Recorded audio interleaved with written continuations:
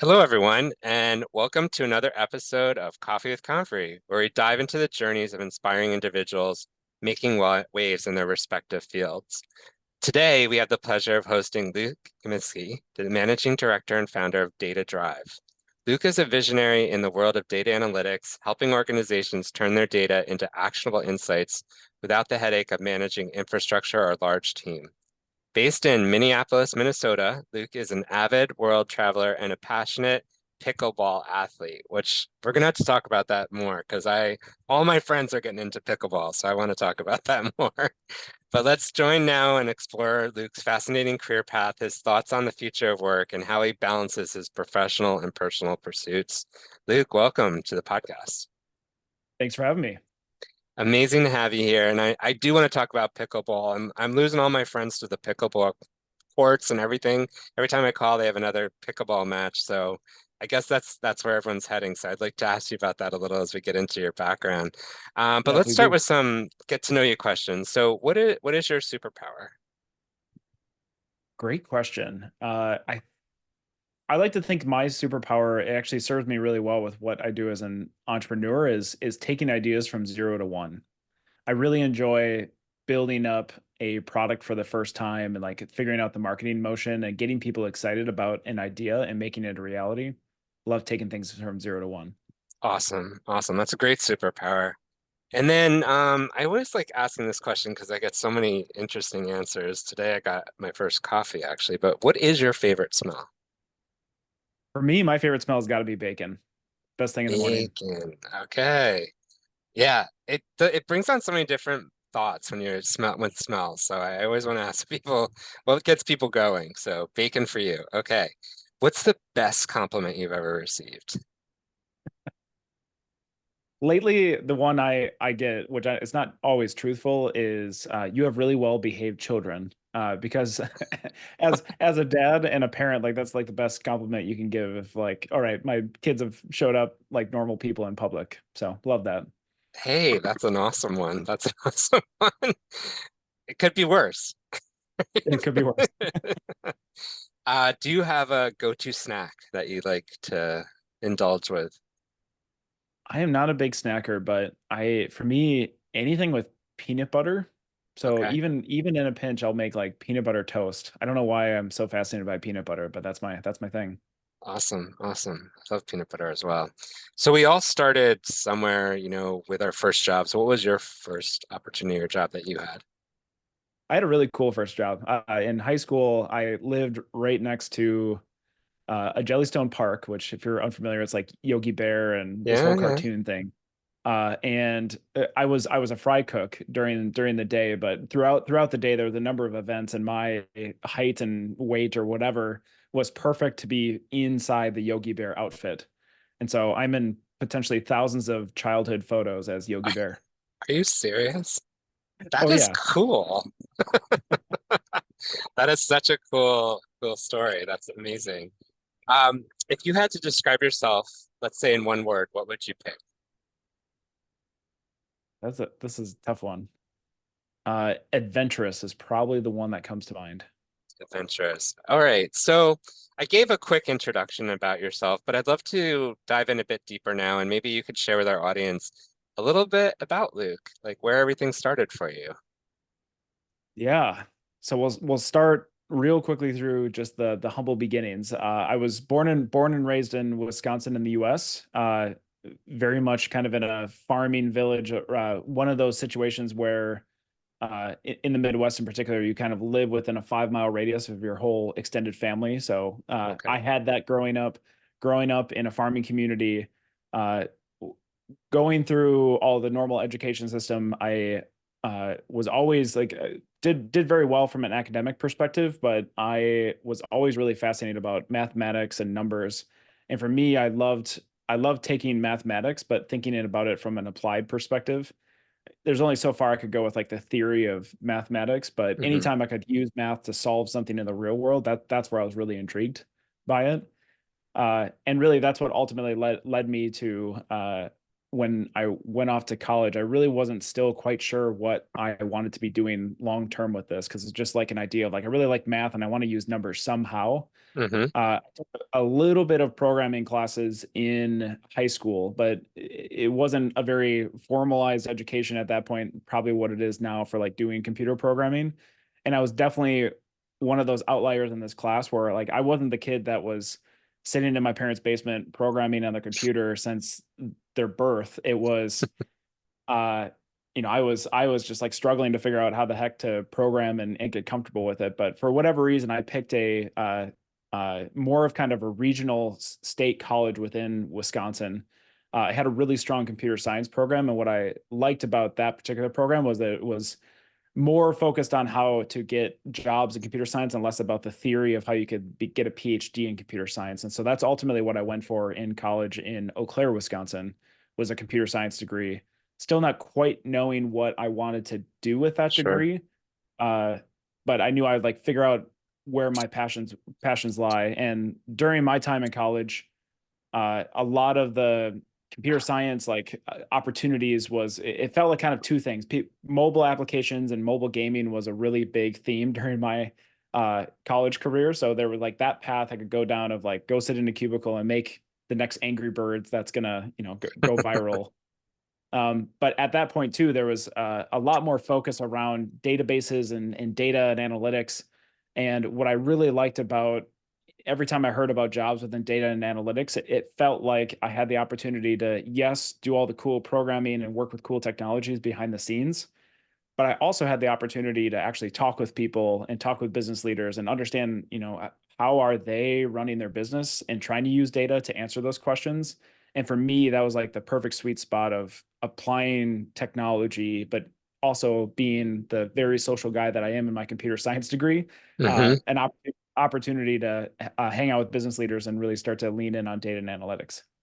Gotcha, gotcha. Interesting. And so the math, the experiences you had all kind of led you down to that path. And then how did you get to the idea of wanting to be an entrepreneur in this field and founding DataDrive? Like what inspired you for that?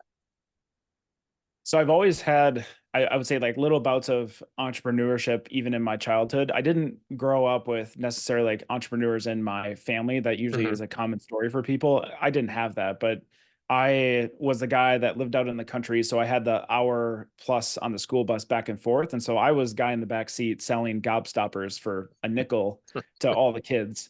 So I've always had a little bit of just the entrepreneurship of like how can I hustle and make money and like think about that whole motion.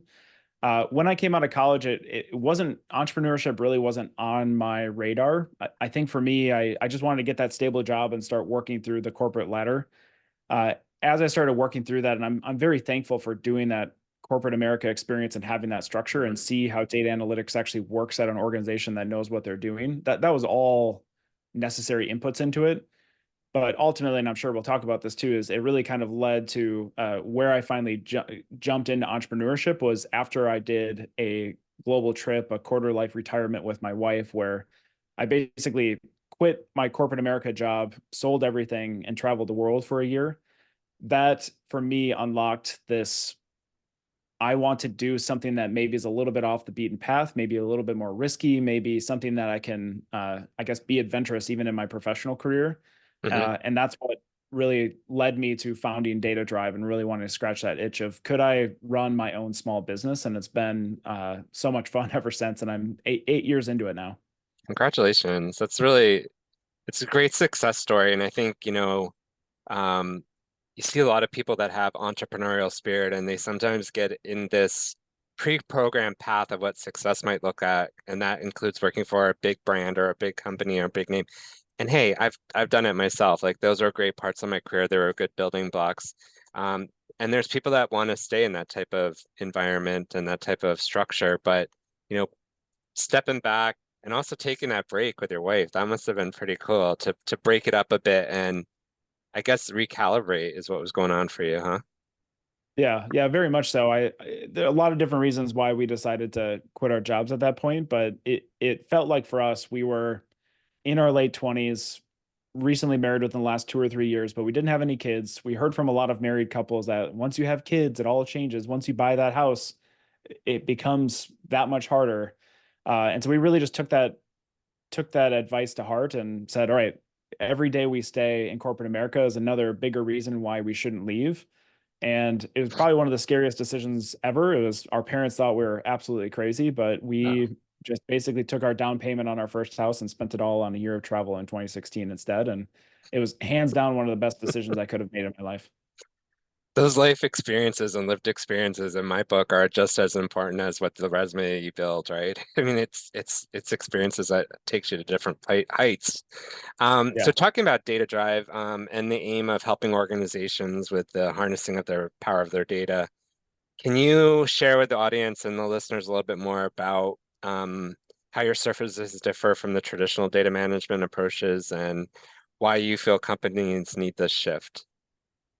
Yeah, absolutely. So, DataDrive really started out as an analytics consulting shop where we helped Fortune 500 companies, small businesses, really start to make sense of their data. And, put simply, it's basically all of these organizations are running their businesses on a variety of applications and CRMs and ERPs. And there's a lot of different ways that businesses need to input data about what is actually going on in their business. And what DataDrive did since the beginning was really help tap into those various applications, bring that together in a logical way, clean up the data to make it analytically useful, and then ultimately give reports, dashboards, insights to leadership teams so that they can make faster or smarter decisions. What's more unique about the service that we offer and just within the data analytics space is we offer a service called Managed Analytics Services. And it's much like if people understand what managed services are, where you often will outsource IT so that somebody else is buying your laptops and helping reset your passwords for logins, or bringing down the whole all the airliners software with your cybersecurity insurance, Yeah, cybersecurity software. that's very Uh, timely. yeah, yeah. What managed analytics services really focuses on is providing a pre-built way of taking all these technologies behind the scenes and having a proven platform that can plug into an organization's applications. And so that a business leader now, when they want to become more data driven or invest in data analytics, they don't need to take on the big lift of having to go hire a bunch of nuanced data skill sets and go figure out how to build their platform.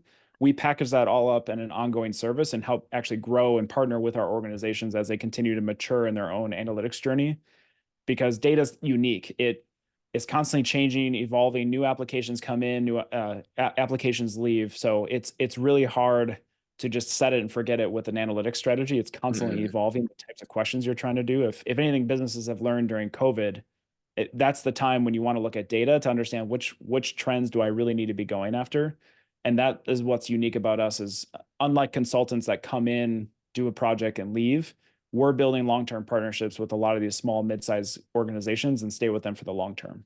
yeah, no, it's such a great value proposition. And there's so many obviously evolving changes in data analytics. And I know you've probably seen some of these common pitfalls that companies face when trying to implement these data-driven decision-making tools.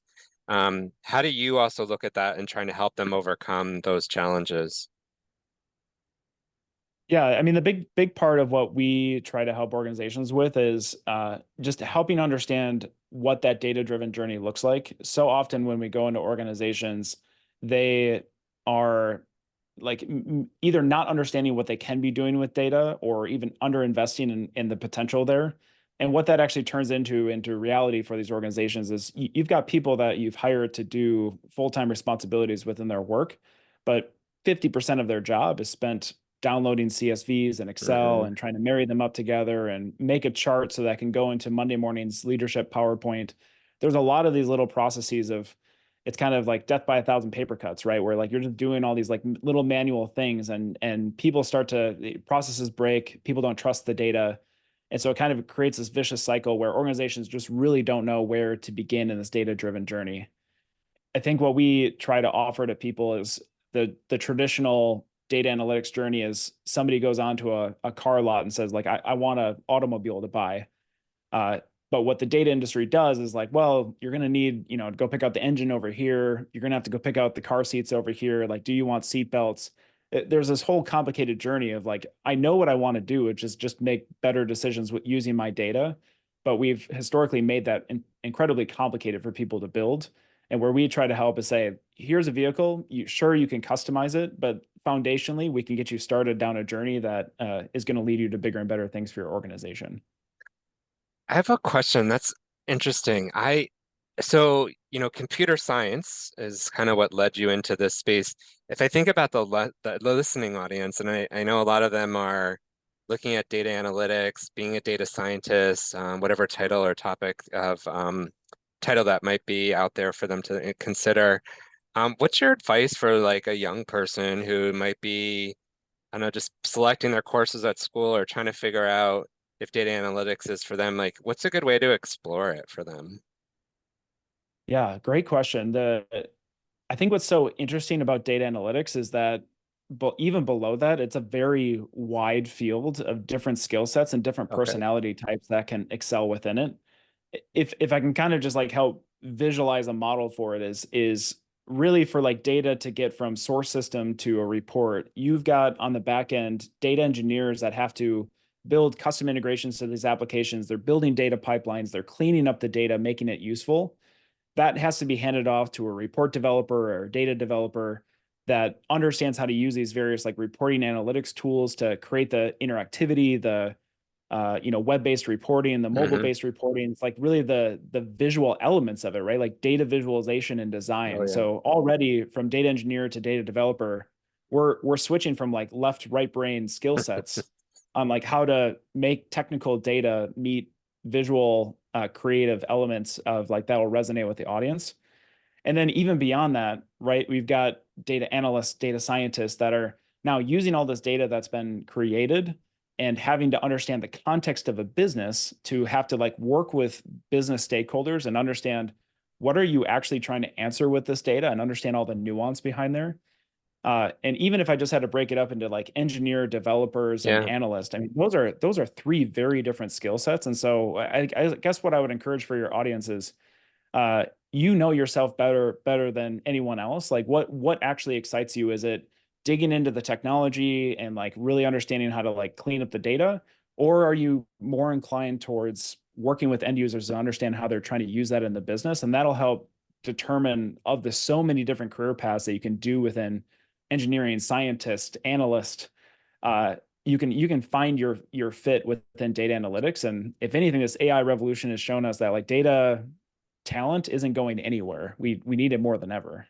Yeah. No, thank you for that. Because I think it really showcases how many different handoffs and other types of roles that exist in the landscape or the ecosystem. And I think that's what I always tell people too, is just dive into it, explore, talk to someone in the field that does this type of role, right? Understand what a day in the life is like. And as you're exploring that, see what you like, what you don't like. So I know you did talk already. We did talk about your sabbatical to travel the world, and I love that idea. I think that's a great opportunity. It's probably one you'll remember for the rest of your life. Was there any aspects of being, because I think lived experiences are just as important as other things we do. Was there any of that global travel that influences your professional outlook to what you're doing now, or?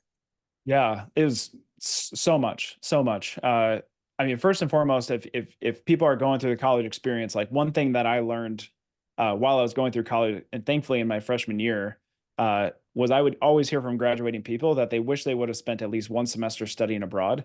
Yeah. Both my wife and I did that, very separate places. She went to Australia, I went to Greece, and that was just an incredible college experience. So if you still have that opportunity, highly recommend studying abroad. Uh, and I think because of that, because of my wife and I having different international travel experiences, for one thing, this global trip was fantastic. It's like what I tell people, it's the best uh, marriage test there could ever be. If you're spending 11 and a half months with your significant other 24/7, you have very little to talk about at dinner because you've just experienced everything together all day, and it was amazing. Uh, but more than anything, I think for me is from like an outlook, and it's like a little bit of Yeah, professional experiences. But I think I lived before I went on this trip a very like regimented view of what I thought, I'll call it the American dream, but like what sure. life was going to look like. And I went to high school, went to college, started the corporate job, started climbing the ladder. And I think that type of shock to the system of saying like just jump off the ladder and have much needed time just to get clear about what you actually want to be doing in this world. Because even in my late 20s, I wasn't even quite sure Yeah, what I actually wanted to be when I grew up. And that trip just really helped me reset my perspective. In many ways, we spent 3.5 months in Southeast Asia, and that was probably one of the most eye-opening experiences for me because it's just a very different standard of living over there. sure. But also just seeing that, people living in shacks that are kind of living in just like what I would view as like rundown places are some of the happiest people I've ever met. And I think for me, that's really reset what I'm trying to achieve in life. And so much of like my life mantra is live a great story. And it's because of those experiences traveling of, I think there's so much out there in the world. And if you get kind of stuck in uh, the space of where you grew Yeah. up and the values you've been around, you'll never get to experience how many opportunities there are in this world, both professionally and personally. And I think about that often. I think that is what drives me to do what I do every day with entrepreneurship and all these other life goals that I have. And I love that live a great story because I think as you were highlighting your movement through different things, it's the thing that I'm always telling young people and listeners on this podcast that you don't have to live a pre-described life of this is what it looks like. You can create your own success. You're your own you create your own narrative, right? Create your own movie, create your own story. It's important because sometimes we're just so pre-programmed that go to high school, go to school, get married, have the picket fence, have the dogs, have the kids, or whatever order it is. It's like, Yeah. but it's sometimes it's kind of refreshing to do it out of order or do it completely different. And I think that's okay. Yeah, I think often when people were asking me about this trip, they were like, "Well, how'd you like plan out in advance?" And for us, we were buying plane tickets 3 or 4 days in advance. And what I always tell people is, if you kind of go into a situation with setting zero expectations, it's really easy to exceed them. And I think in all facets of life, like that's what I think about Yeah, often is if you're trying to drive for like the picket fence and you don't get it at the certain age that you've set it at, it doesn't mean you're off or like you should just not go on, right? Like right. there's everyone is going to live their own narrative, and I think just owning that story is probably the most important part. It is. Thanks, Luke. That's really, really insightful. I appreciate you sharing that. Let's talk a little bit about balancing personal professional life because that's always something too as we navigate these waters. And I told you about like all my buddies that are into pickleball and all over the place, and I know you love it. How do you balance your demanding career with these personal interests and hobbies, keeping things in check? Yeah. And I mean, it gets tougher every year of life. Right now, I'm in the season of life where I've got, 2 kids under 5. So Oh, wow. even even hobbies thrown in here is really tough. I mean, my biggest thing is I'm maybe unique in this respect. For me, I drive so much of what I create time for is driven off of my calendar, whether healthy or not. But I will go as far as scheduling meetings for like when I'm going to be doing sports, or even if somebody wants to do coffee with me randomly on a Saturday. If it's not on the calendar, it's not going to happen. That's the only way that I can, keep my sanity. I think often what I think about is our brains are really insanely good at thinking creatively and out of the box and come up with some amazing ideas. And the more I've had to rely on my mind to remember some of the simple things, it'll just get lost. So calendar management is a big piece Here's for why. me. And I think especially as I've kind of gone through like the early phases of parenthood, it's really all about being clear about what is important in your life. And there was a time where I used to play like 5 nights of volleyball a week, and then I went to zero. And that was probably a bad decision. I probably should have like went from 5 to 1 or 5 to 2 to kind of keep that sanity and making sure that you always have hobbies or things that are giving you just fun and passion in your life, because it can be Absolutely. easy to get stuck in just heads down work. And I've done that a few times and it never comes out well for me. Yeah, no, it's a good advice, and I'm with you on the calendar. I think it totally makes sense when you're got a lot going on, you got to keep yourself organized and taking a look at what's ahead here. We talked a bit about, the data analytics piece for aspiring young professionals. What's your thought about the whole entrepreneurship? So even if they're maybe not looking at data, but just in general have a really cool idea or they think they want to pursue an entrepreneurial journey maybe versus the typical go work for corporate America type of thing? Yeah. I mean, first and foremost, I'll say go for it. I think it's one of the best ways that you can build a bunch of professional skills and probably learn more about yourself than you ever thought possible by trying to do your own venture. The one piece of advice I try to, give to people when I'm talking about them early in their career is uh, don't put too much pressure on you to figure out that perfect idea right from the get-go, or even have that perfect idea necessarily be your full employment right out of the gates. Hmm. I think for me, I went into corporate America and I was data engineer for a big, largest private company in the world. I was a consultant at a larger consulting operation. And I look back now on all the little things that I didn't know I was learning at that point about how big organizations operate. How do they build analytics at scale? How do you run a consulting operation? What does a profitable business look like? I, I didn't learn any of that in college. Right. I have to do sales and marketing almost full time in what I do now, and I have a computer science degree. And I think so much of what I picked up was just being around other people in the industry and totally different functions, and kind of osmosis learning from them. So I long story short is I try to tell people that if you got a cool idea, like keep that dream alive. Just don't be careful about making that your full-time leap of faith. This has to work or otherwise like I'm a failure, and think about it more Mm, as like, how can I do these little baby steps to like make this thing my full time? And everyone always wants to romanticize doing the big like entrepreneurial leap. yeah. I'm all about the, put in 10 hours a week and see if you like it, and then make it your full-time job once you know it's got product market fit. That's right. That's some great advice. Thank you for that. Thinking about defining success as we were getting started, I told you the whole purpose of this podcast for me has been about highlighting people's careers and different things they've discovered about their own selves as they've ventured through different aspects of their life.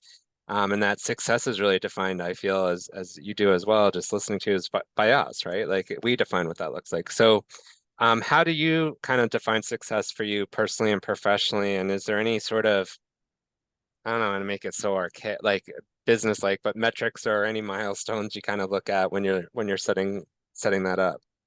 Yeah, for sure. I mean, some of the best exercise, just very tactically from a business perspective, is we at our organization have 90-day goals, 1 year goals, 3 year goals, and even 10-year visions of what we want our organization to look like.